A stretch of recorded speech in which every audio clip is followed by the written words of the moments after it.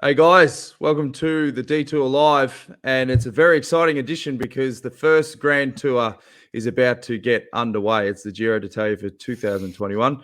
I'm your host, Dan Jones, and joined, as always, by four-time National Road Champion, Johnny Trevorrow. Johnny, you must be pretty excited for the Giro, but unfortunately, bloody COVID, we're not there. We are not there. We won't be there for a while. But we'll be sitting on the couch, like all our fans and viewers watching it on SBS, which is fantastic that it's back there. And I was just reminiscing before that it's 40 years, almost to the day, when I rode in the Giro. 40 bloody years. So there you go. 40 years. Yeah, well, there you go. I'm sure we can rehash more of the smoking kangaroo stories over the next 3 weeks. But before we get underway, I mean, we've got Matt White on board again this year. He's going to have some fantastic insights. And I see the bookies have brought Yates into outright favourite, Iffy. Yes, he was second favourite up until yesterday. I think they had Egan Bernal as favourite, but rightfully so, they've made him the favourite. He doesn't really like that, but he seems to be hitting it pretty well. I've been watching a lot of the interviews with him, and he seems to... Yep, your internet is off to another belter, so we might bring Whitey in, who's probably got better internet in Italy. Oh, we've lost Whitey. I don't know what's happened there. I wanted to bring him in, and I reckon it's you. I don't know what's happened there. He's just dropped out, and your internet's starting to play up as well. So we're off to a cracker. We might have to send him a message to let him know that we've lost him. But before we do, then I've got a video lined up, and this is Simon Yates' insights from the backstage pass on how he's feeling, and a funny little grab with Cam Moore at the end of it. The team has obviously come in very well from Tour of the Alps. I mean, cliche, but the last week is pretty hard. I think if we save enough energy for that sort of that week and those stages around that, I think we can go farther. I'm excited to start, really. I mean, we don't know until we start racing, so we'll go from there. All the very best, Simon, and the team at Bike Exchange. Is that you two's favourite bit of a whole Grand Tour? What's that? Yeah, it's all downhill from here. Normally means I'm a pain in the butt because means I'm checking my bike every time and maybe making slight changes when the mechanic goes, isn't this your 4th race day of the year that your bike should be right? That's not you though, is it? No. No. Durbo taught me this. Whoa! Cam, do you know that chat we had earlier? Is this related? It's a different bike, so start again. Some great stuff there with the boys. We've got you back, Whitey. Are you there? Yeah. Italian Wi-Fi, mate. Italian Wi-Fi. It's not so reliable. Casa. I'm back. How you feeling, mate? You must be pretty excited on the eve of what is your favourite Grand Tour. No, I am excited. There's a really good vibe around the team this year. It's very relaxed, but a degree of confidence, but a really relaxed vibe going into it's going to be a very stressful and difficult 3 weeks. But it's a very calm group we've got this year, and we've got a lot of belief, obviously, in our leader Simon Yates, and a great group of people to support him for this month. We just heard from Yatesy before from the backstage pass. I've heard from a few people inside the camp that this year particularly he has been much more relaxed, both on and off the bike. What do you think's led to all of that? Oh, I think experience. I think experience, mate. He's people love bringing up the 2018 Giro when we won 5 stages and lost the race a couple of days to go. But people forget he's won a Grand Tour since then. A lot of water has gone under the bridge, and with good and bad experiences, you do gain a confidence in your ability, and you've been in that situation many times before. And I think he's in a good place physically and mentally going into the race. And we know we're going to have our challenges and we're going to have our hands full, but it's a very very calm and confident Simon Yates going into this year's Giro. Iffy? Yeah, I was going to say exactly that. I've been watching all of his interviews, and there was some really good stuff on the team website. But plus, with Cycling News and everyone else, he's just Whereas he's never liked the media attention much, but he's handling it so much better. And he's handling being the favourite a lot better. He wouldn't talk about who his main opposition was going to be. He had a lot of good bike riders here. He didn't want to focus on any one person, and he kept saying how strong he reckons the team are and devoted just to him, which is very important. A lot of the other teams with top riders have got riders who have got other jobs to do as well, sprinters or breakaway riders, whereas this team is all about Simon Yates. Yeah, definitely, John. And look, I think he's not a guy. He doesn't go looking for media attention. He just loves racing his bike and loves that goal of winning. But he's learned that it's part and parcel with being a leader of one of the biggest teams in the world, and he's certainly starting with a good headspace. Now, you're right, John.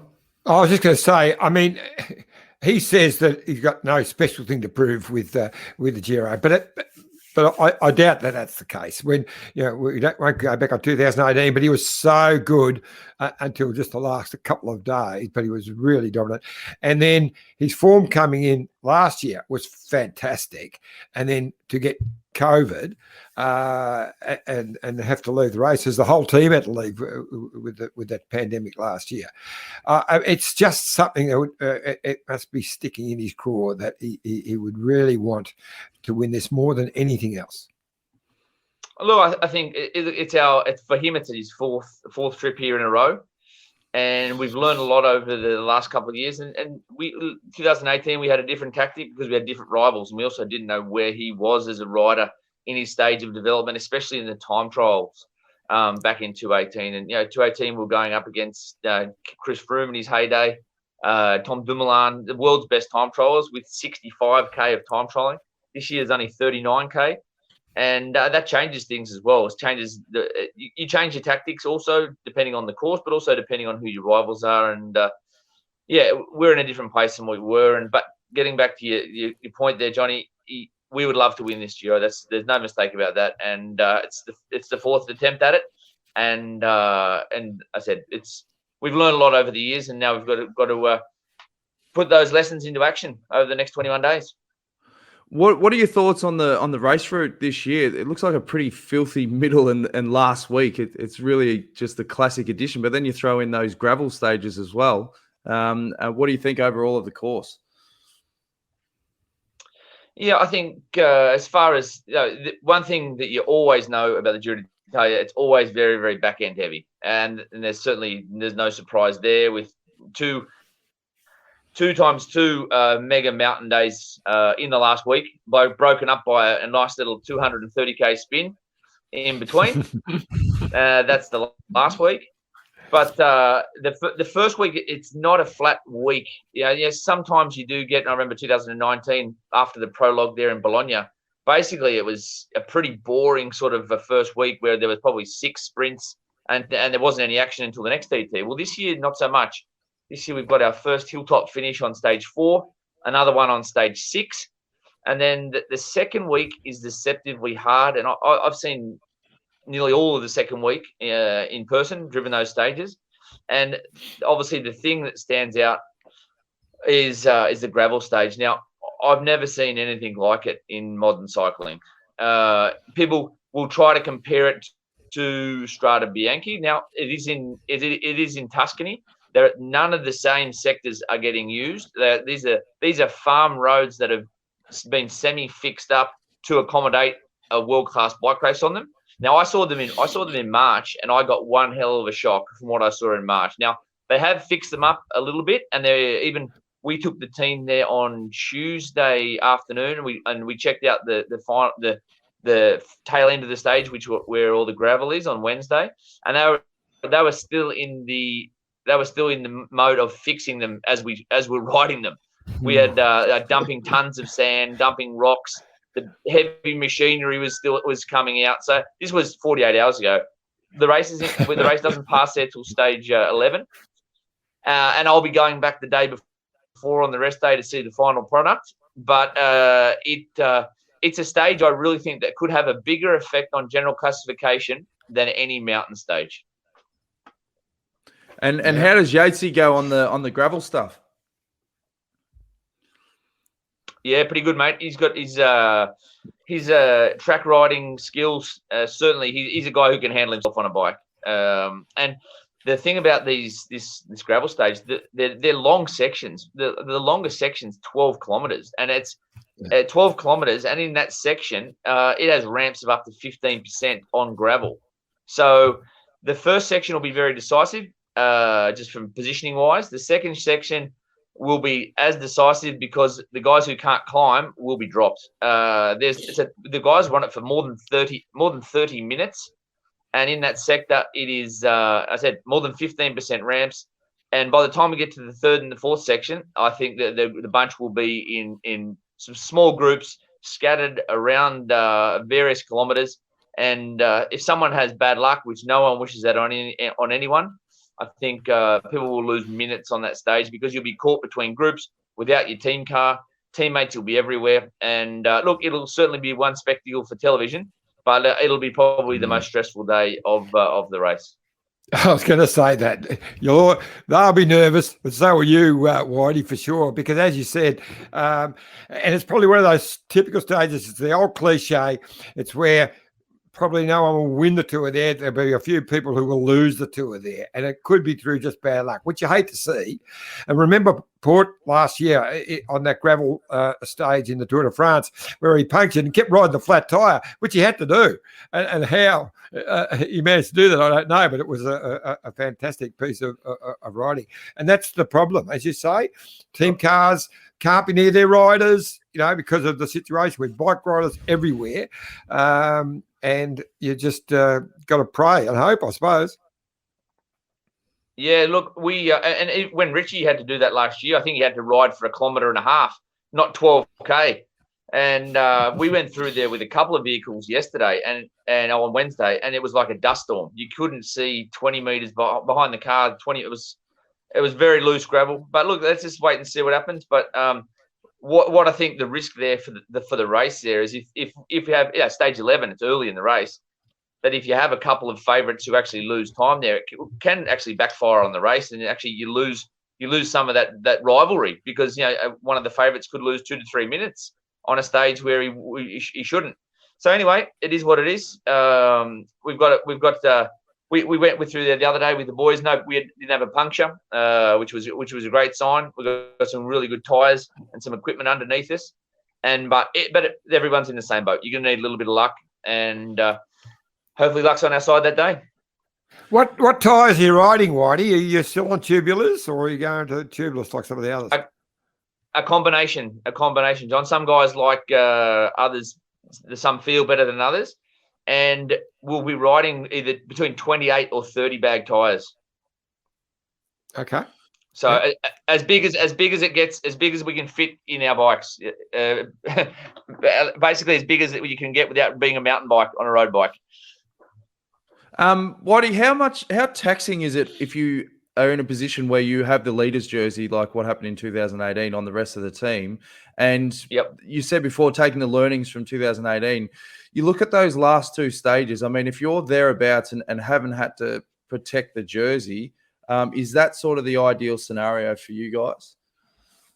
Yeah, I think the way we're going to look at the first week is if there's opportunities up for grabs in this first week, we'll take them. But best case scenario, if we did get the jersey in the first week, we would definitely be looking at giving it away. I think the damage you could do to a team trying to control that second week, it would be quite detrimental to the back end of the race. And we've learned our lesson. If opportunities are there, we'll take them. If there's an opportunity to win a stage of the Giro, to take the jersey, for sure, we're going to go for it, as all teams would.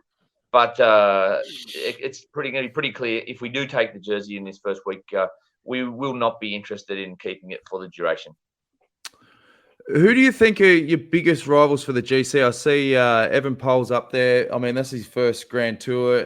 Bernal's had his back issues. Are you expecting any sort of surprises given the unbelievable results we saw on GC in 2020? Definitely. Look, I think it's crazy. I think it's crazy that we're talking about Evenepoel. I know he's a very, very talented athlete. There's a 21-year-old who hasn't raced for 9 months, broke his leg in a very serious accident, hasn't raced this year, hasn't done a Grand Tour, and the Belgian people are talking about him like he's the next Eddie Merckx, ready to win the Giro. So look, mate, if he wins the Giro off the preparation he's had, maybe I should go start coaching netball, because it's a preparation that I've never seen before with a kid that young. But he's a class act, and I'm sure he's going to be good. We'll see for how long. He's also his teammate Almeida, who was 4th last year as a neo pro in his first Giro, and did such a great job holding the lead for 14 days, I think, and really he had one off day, which he dropped from 1st to 4th, but he's a class act and will only be better.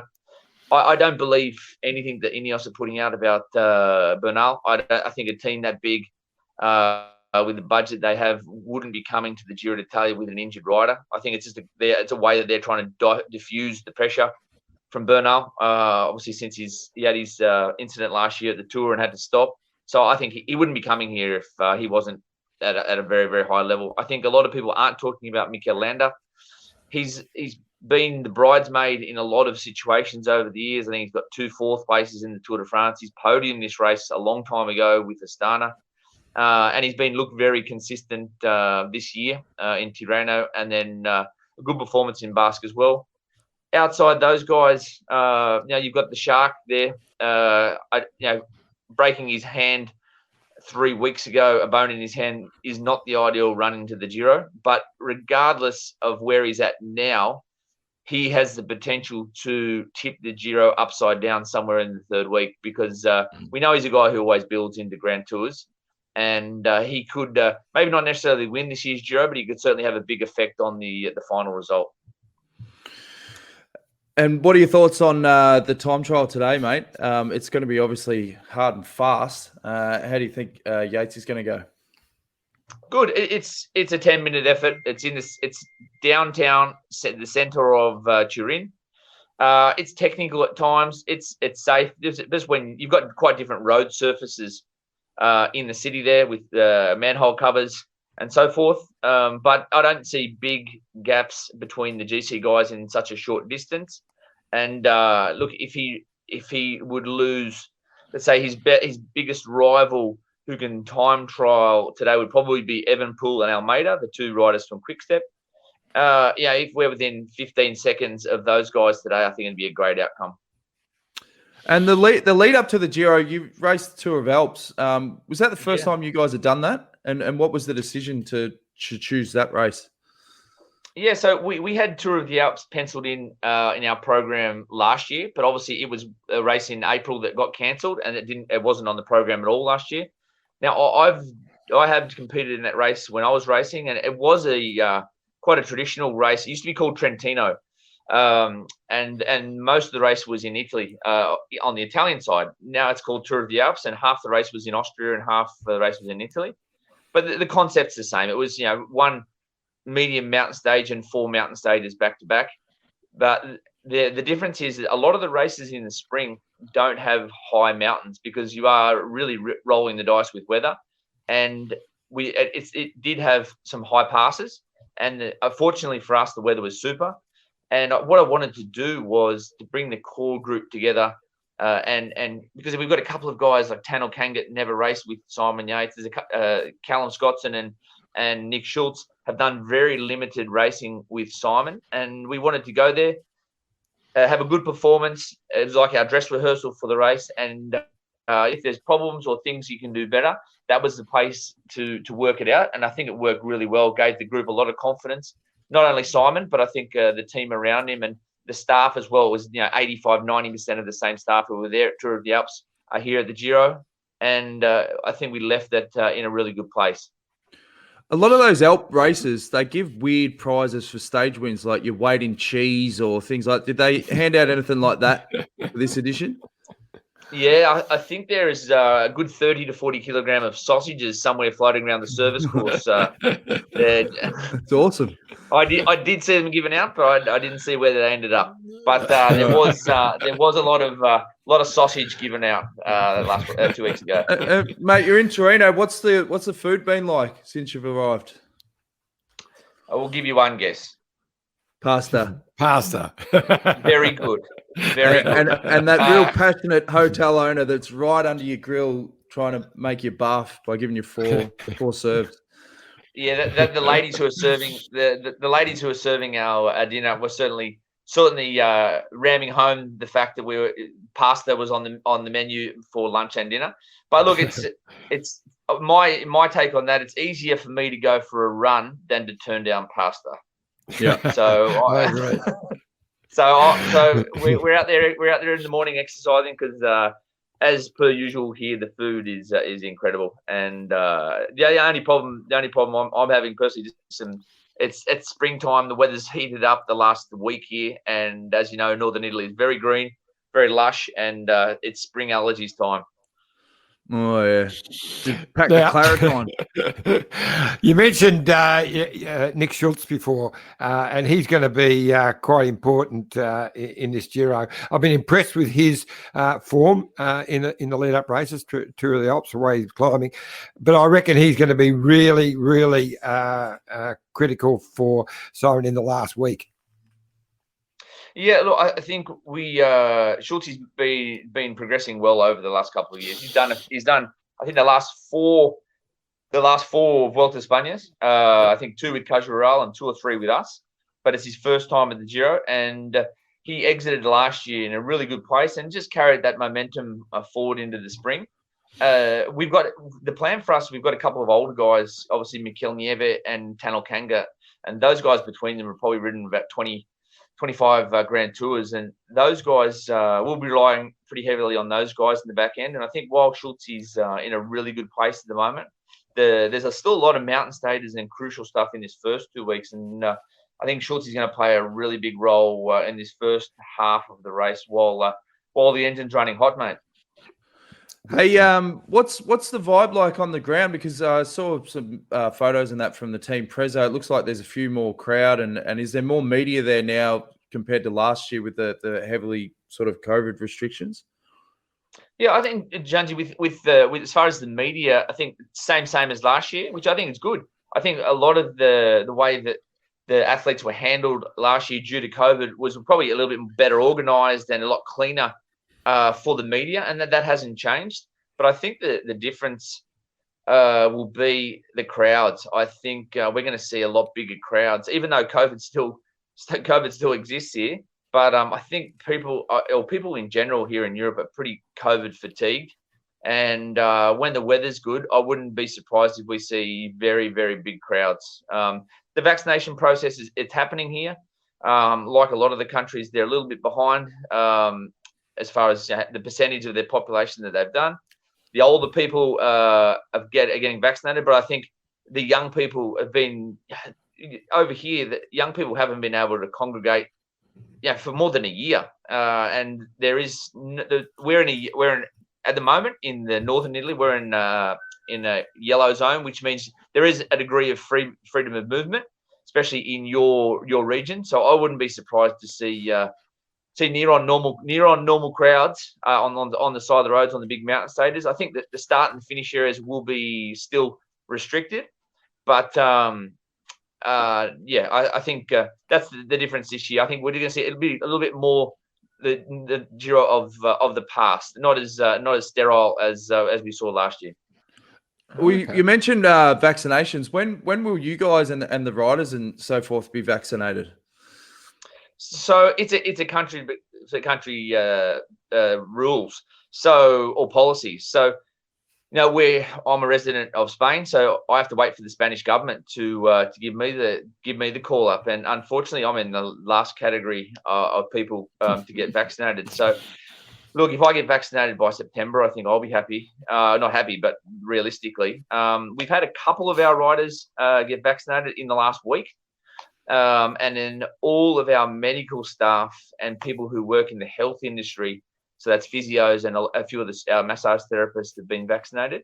And then a couple of our older staff have been vaccinated. But I think it's probably only 15 and 20%. At the moment, they're showing no favours for athletes or people who are working in the sport industry, which is also fair enough. We're doing our job just like everybody else. But I know one of our staff who's Italian is actually going to be working for the Australian Olympic team as a mechanic, and he's going to get vaccinated faster from the Australian Olympic Committee than he will from his own country's medical system.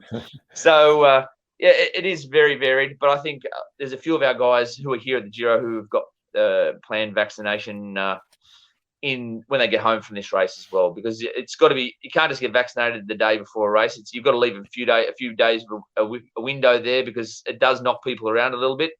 Some people have no reaction at all, and some people they need a few days laying low. So look, I think it's going to, by the time we get to the Tour de France, I think we'll have another group of our team that will be vaccinated. But because people have residency in Andorra, in Spain, in France, in Monaco, in Italy and Spain, it's every country's handling it different, but athletes and people who work in professional sport are getting no favours, that's for sure. Yeah, Simon, I heard Simon is really keen for the Olympics. He's mentioned that a few times, so which means he has to get vaccinated. Well, does he have to have both the first and second vaccination before he can go to the Olympics? Well, I think if he gets a Johnson & Johnson one, it's only a one jab, so that would be enough. And with Simon as well, because he's had COVID with under 6 months ago, he still has got a bit of immunity to the virus at the moment. So, which is probably the only positive we can take out of last year's Giro, him catching COVID, is that the chances of him catching it again in the first 6 months are very slim. But yeah, a couple of our athletes got Luka Mezgec and Tanel, who's here at the Giro, Tanel Kanga, they got vaccinated earlier in the week, and I've heard some. I remember talking to Geraint Thomas in March, and he said when he was going home in April, he was going to get vaccinated. And I don't know which vaccine that he used, but some of them are one-off, and some of them as well, they're not vaccinating you 3 or 4 weeks. Some of them are like 3 months later, and some countries even are using different vaccines for your two different doses. Oh, really? I got done last week. I had the AstraZeneca or whatever it is, so I'll hopefully don't get the blood clots in a few weeks' time. But so I've had the first one. I've still got to get the second one, which is not for another couple of months. Yeah. Yeah, you're a cockroach if you won't get any blood clots. You're fine. Hey, one other thing I want to mention is I had a chat with Bills on another podcast a couple of days ago, and he said, geez, the protocols have changed so much in 4 or 5 years. The days of the old Jonesy rice mix are finished. It's all weighed by nutritionists now. They measure the rider's weight and work out the carb replacement. So those honey soy rice mixes with tuna I used to make for the boys, they're done, mate. They are. But you had a good eye for food quantities there, Jonesy, and what the right balance between flavour and performance. And the longer that we got into a Grand Tour, the more it became about the flavour. And you did mix some very good concoctions there over the years. Well, if you're a good bloke, you got extra honey. So, and most of them were good blokes. So it was just a big gluggy mess in the end. But no, we really appreciate you being on the show. Anything you want to add before we let Whitey go, Iffy? No, look, just good luck, mate. We'll be with you every day. I can remember talking to you 3 or 4 days ago when you were just heading to gravel stage, and then spoke to you the next day, and you were very concerned. So hopefully that all pans out for you. But yeah, excited about today. Who's your pick for today, Garner or the Frenchman? Well, you think of current form, you go with Cavagna, but I'm going to put my money on Garner. I think he hasn't been as dominating in the time trials the last couple of months, but look, he's an Italian at home from this region in Italy, and it's a short time trial. He's class. He's the fastest man in the world over 4 kilometres, and it's pretty hard to bet against him. But Cavagna certainly showed a good clean set of heels last weekend into a Romani. He did have a good run with the weather, but he's in a very good place, and I struggle to see anyone else beating those two today. But my money's on Gunner. Thanks, bud. Before we let you go, a couple of comments have come in. Andy Hilton, good evening from New Zealand, guys. Really looking forward to this Giro. Will be great to see both Yatesy and GB going hard out. Carolyn Harbour, this must be Italian. In Bocca al Lupo Mat alla Squadra Bex. What's that mean? Wishing us all the best. All the best. And Bex would be Bike Exchange. So there you go. Yeah, I thought it was like all the best. Vaccine brand or something. Jason Cruz, looking forward to the Giro as always. Good luck, Matt and MBE. And Pole says Johnson & Johnson isn't yet being used in the UK. So there you go. There's a few things, but Simon is a resident of Andorra. That's where he's probably going to get it. But there's a little bit of political, let's just say, a bit of political to and fro there between some of the English vaccines and what's getting used in Europe at the moment. Okay. I did one question for you, mate. We didn't mention Jai Hindley, young Aussie, riding for DSM, but a great Giro last year to be pipped in the post and run second. Hasn't had a great lead up, but what have you heard about Jai's form? I saw him in Tour of the Alps. He was definitely, his condition was building, and if anything, proves his class was the way he really built into last year's Giro. And he's obviously a rider who can handle the 3 weeks to its entirety. And he's a guy there that he's on the radar. We won't be letting him skip off anywhere in the first half of the race. And a very, very impressive ride from Jai. And he's one of the guys who's going to be battling out for a podium for sure. And how do you think George Bennett's going to go? This is on behalf of Andy Hilton. Yeah, I think he's in the same bracket. I think there's probably about 10 riders who are coming in here. You know, with if you look at the 10 leaders from those teams, very, very different preparations. Some by necessity. Lunya had a bit of a spell from racing after that, so he's coming in with not much competition. Some guys have been racing 2 weeks ago. Some guys last weekend. So I think there's plenty of ways to skin a cat, and George is a solid guy, and I would put him in the same sort of category as Jai. He's one of the leaders. He'll be protected from Jumbo. They've got a good team around him, and again, a guy that we've got our eye on. Bewley said that if Bennett was to win the Giro, surely he'd have to be close to winning New Zealand Sportsman of the Year. And I was like, no shit. They got some good rugby players. There's no Rugby World Cup on this year, so it's a year to do it. That's it. Well, the other one I was going to say, which you haven't mentioned, but I reckon he's a real chance for the podium, is the POM Hugh Carthy. Yeah, no, look, he was very, very impressive in the Vuelta last year, and he's a guy I don't think you'll see too much of him in the first half of the race, but he's another one who loves that last week, and if you've got legs on the last week, you can certainly make big inroads in the GC battle. All right, mate. Well, you're going to get all your stuff sorted for today. Good luck. Do you get pizzas on the prologue day, or is that for the big time trials? We had pizza last night, and I think it's just such an easy snack to get anywhere, isn't it? We are the hotel we're staying at is a very, very good pizza shop. I don't know if they've pre-ordered or they're serving or finding them in town, but we'll probably have a snack or two of pizza, just a little bit away from the boys' upwind from the guys in the TT area. It's our tradition, but we'll just keep it away from the boys and little boxed off area where they can focus on doing their thing, and we can zip in and out and have our snacks during the day. I see you've got happy riding last. It's like a lot of people mightn't understand, but with a normal time trial, it's reverse order of classification. But in a prologue, in a time trial the first day, you select where you want to put the guys, and often that is a really, if it looks a bit wet, that becomes a tactical decision you have to make because of the weather conditions. But it looks like today it's pretty benign for the weather.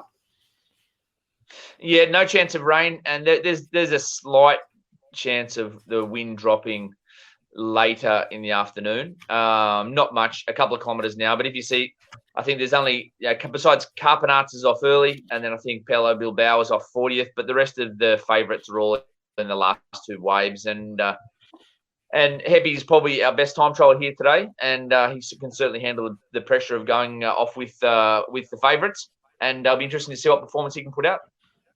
And he's still committed to that mustache, so hopefully that doesn't affect the aerodynamics. No, I think unofficial studies have shown that can enhance his aerodynamics in short prologues, at least anyway. Okay. Well, I think you just made that up. Good on you, Whitey. Appreciate you being on the show, mate. All the best for today, and we'll check in again tomorrow. All right, guys. Thank you. Talk soon. See you, mate. Team Bike Exchange Sports Director Matt White. It's going to be an absolute cracker of an opening stage, Iffy. It's time now for a quick word from our great mates at Bike Exchange. Look at this bike. You think it's just a bike, right? But it's not.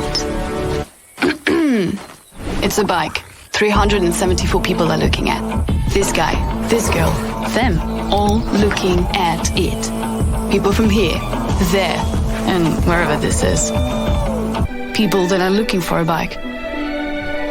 Or just a piece of it. Amateurs, semi-amateurs, and pro-amateurs. This guy wants this bike, but with this crank and these bars. This could be the perfect match. But not this one. This girl has a bike to sell, and thousands of people might purchase it. Eyes on Bikes help grow small businesses. His, hers, yours, and the latest data and insights help those businesses keep moving. We are the world's #1 bike marketplace, with over 500,000 products and 900 brands, where buyers and sellers are brought together in a place where a bike is never just a bike. Bike Exchange, where the world buys, sells, learns, and rides.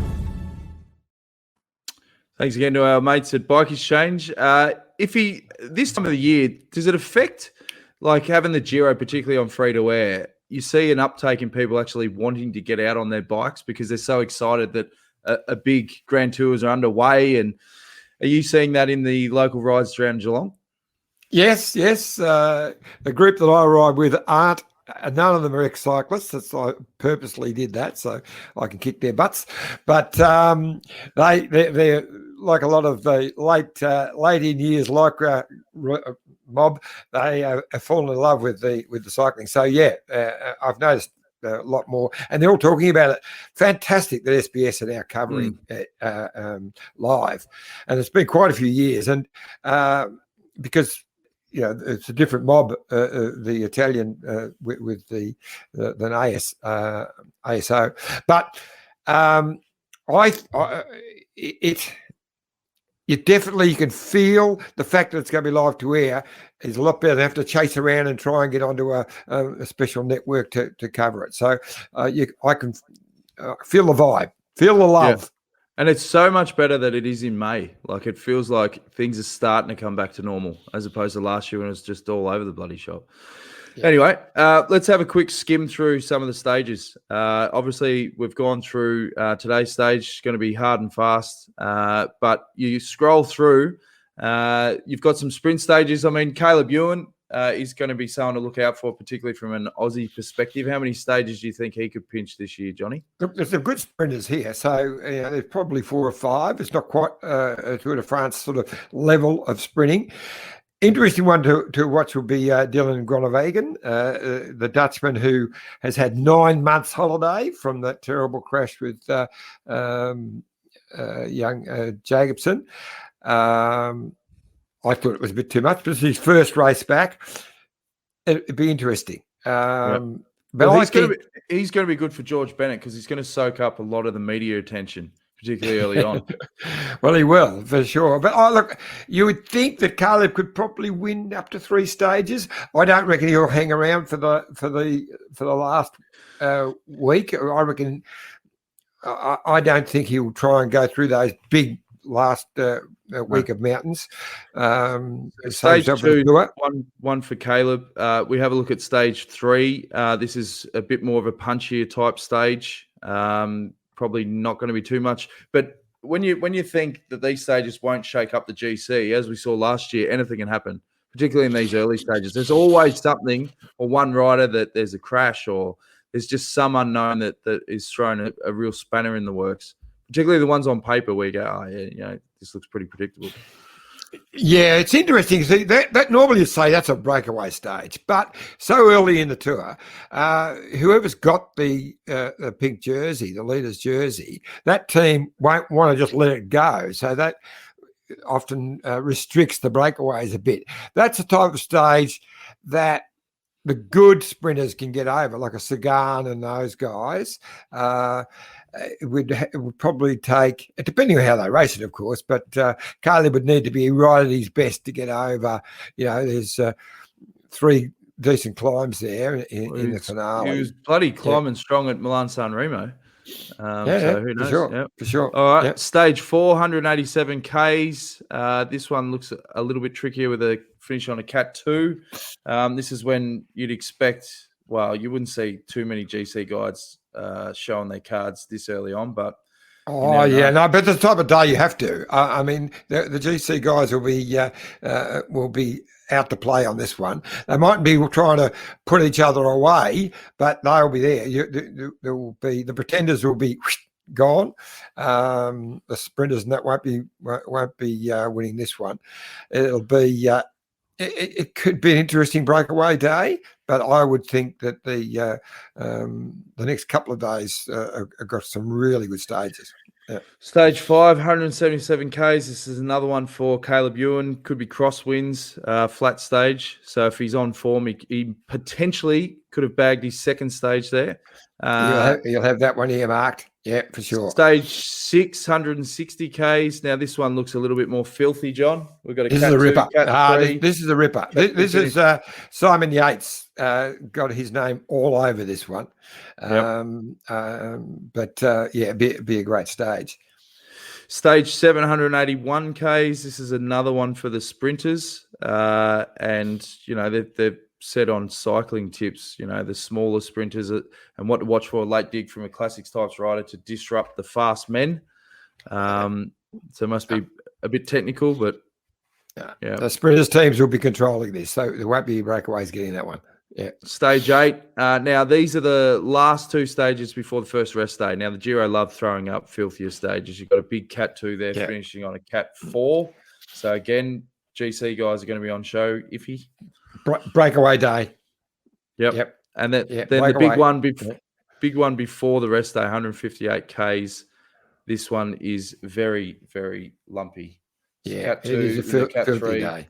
And this one's the finishes on the gravel. This is at the same finish that Cadell won in 2010. Yeah. So this will be interesting because of the rest day next day.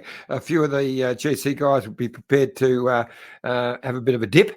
It'll be one of those ones that you wouldn't want to have any trouble. Luckily, the gravel's right near the end, and it's only on the climb, so it shouldn't be too bad. But I'm looking forward to that one that's coming up in a couple of days after this. Yeah. And you've got stage 10. Oh, so it isn't even the rest day. Hang on. So if you've got the Sunday, they're racing to the Monday. Normally they have the rest day on the Monday, so they've got this is the stage before the first rest day. So the rest days are on Tuesdays both times for the Giro. That's a real pain in the butt for the riders. Yeah. Because normally you're looking forward to just getting through that first block, but if there's 10 stages, that adds to the mental fatigue. Yes, and this one here, there's a run into the finish. Could be one for the sprinters again. They're iffy, and this could be where Caleb potentially wins his third and checks out.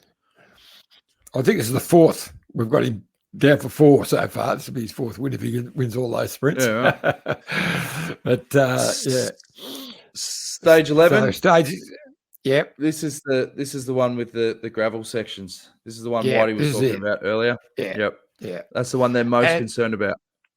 Interesting. Until I heard what Whitey said, all the stuff I'd read, I thought it was virtually the same, the Strada Bianca roads. They were just using, because that's that region, and they kept calling it the Strada Bianca stage. And I thought, but it's not. as what he just said, they're completely different roads, not really set up for this. Seems a bit strange. Hopefully they know what they're doing and they get it right, because that would just be absolutely criminal if one of the real GC contenders loses a lot of time because of the gravel and punctures. It'll be hectic. Stage 12, 212 Ks. This is another tough stage. We've got a Cat 3, Cat 2, another Cat 2, and finishing with a Cat 3 and a descent into the finish. This is another one there where the GC guys are going to be bopping around, Iffy. A lot of climbing, mate. A lot of climbing. Yeah. So, yeah. And once whenever you get a descent down the finish, you start to get nervous. And you know what? The weather can do anything in the Giro.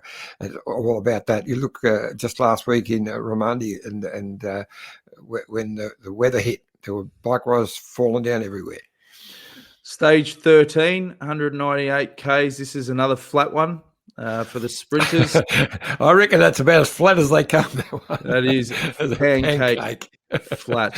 Yep. But as I always say, crosswinds. And on paper, Billy was saying the other day that, you know, as a rider, you look at these stages and you go, oh, sweet, you know, like it's going to be flat. And then, yeah, there's always crosswinds, or it's, there's always something that gets thrown up that they don't expect. In the beautiful town of Verona. Whether they go into the arena, I don't know. But anyway, stage 14, here it is. Zoncolan. Here it is. This is a big one. This it's is a big one. Yeah, this is the stage that Heppy did the horses in 2014 when he was trying to finish last on GC to win 200 bottles of Spew Manti. I think he got pipped for last by about a minute. But yeah, that is such a tough climb, that Zoncolan. And if Whitey is correct when he said about the crowds, I mean, it's going to be just jam-packed. Yeah, it surprised me. I thought there'd be some restrictions on the crowds, but doesn't. But Monte Zoncolan is the. There may be a couple of tougher days, but there's no tougher climb in this Giro than the Zoncolan. So by this stage, we should have the GC really starting to sharpen up.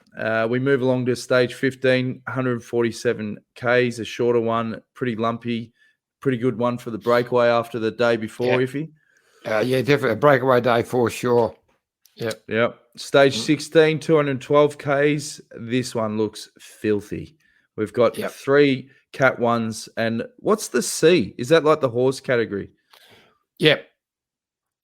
So that looks absolutely filthy. You look at even the what do they call it? It's copy something. Is this the C for the copy? Yeah, it's just there. Always go. C stands for just check out. That is just nasty.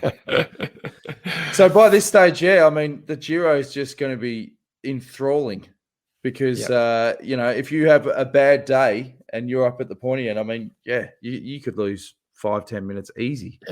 Giro's done. Stage 17, 193 Ks, another tough stage. You're finishing with 2 Cat 1s there. And then stage 18, this is another one. See, this is what Bewley was saying as well. You know, you've got a flat stage, 231 Ks. There's no need to put a 231 K stage in on stage 18, John. I mean, this should be 160 Ks, mate.